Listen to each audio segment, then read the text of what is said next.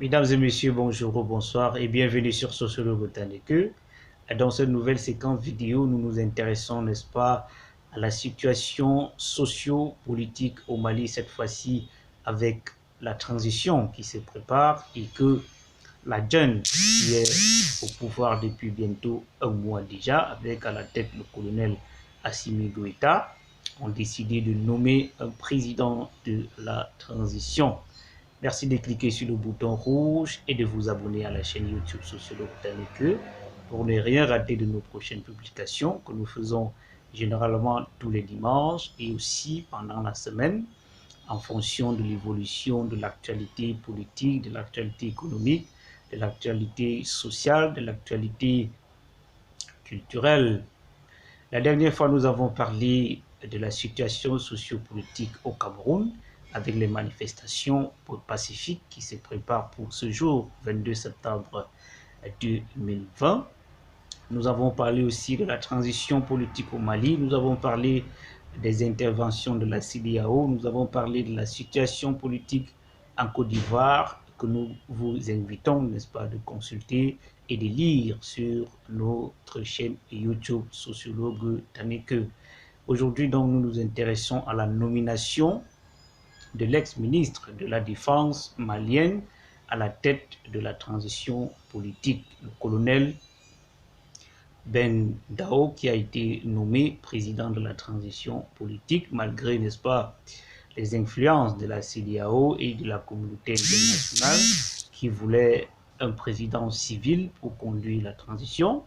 Le colonel Assimi Goïta a donc décidé, avec la junte, de nommer plutôt un militaire à la tête de la transition politique. Donc, le colonel Ben Dao sera donc président de la transition pour les 18 mois prochains, pendant que le colonel Assimi Goïta, lui, il sera vice-président de la transition pendant les 18 prochains mois au Mali.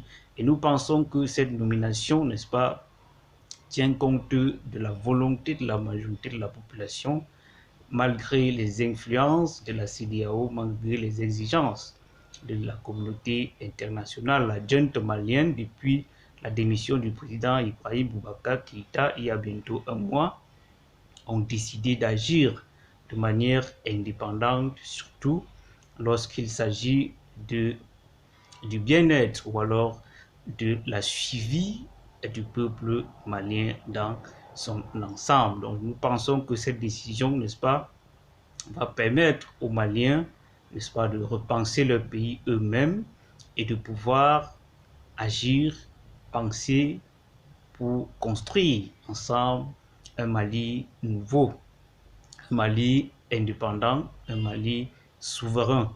Et en attendant, nous souhaitons déjà bonne fête de l'indépendance aux Maliens, que cette nouvelle anniversaire, que ce nouveau anniversaire, autant pour moi, soit une occasion pour vous, pour tous les Maliens, de repenser leur histoire et de développer à nouveau leur pays.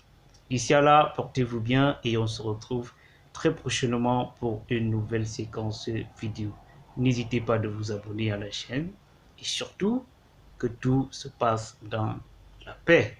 Comme l'a dit l'opposant numéro 1 du Cameroun, Maurice Kamto, le changement, que ce soit au Cameroun, en Afrique et aussi dans le monde, doit s'opérer dans la paix. Donc, nous disons déjà beaucoup de courage au peuple malien et beaucoup de courage aussi au peuple camerounais qui sont dans les rues aujourd'hui pour manifester, pour demander le départ du président Paul Biya du pouvoir, compte tenu de la misère que le peuple est confronté dans son ensemble aujourd'hui. Portez-vous bien et on se retrouve prochainement pour une nouvelle séquence vidéo. N'hésitez pas de vous abonner. Merci. Je vous aime.